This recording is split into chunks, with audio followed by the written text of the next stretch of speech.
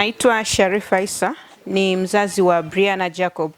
Nadhani mimi sina mengi ya kusema, lakini kwa kuwa umeturuhusu kupongeza na tuko kwenye kipengele cha utawala, mimi ningependa nitumie fursa hii kuwapongeza na sana sana kuupongeza utawala, kwa sababu kwa uzoefu tulionao, mimi ni mwalimu na nimefanya kazi na shule mbalimbali, lakini kwa uzoefu nilionao kiukweli ni kwamba mna mpangilio.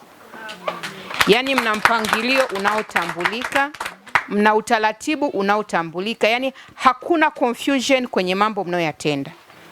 Na nachokipenda ni kwamba pia mna uwezo wa kusimamia kile mnachokuwa mmekipanga. Kwa mimi niseme kwamba nawapongeza sana, niwasihi muendelee hivyo.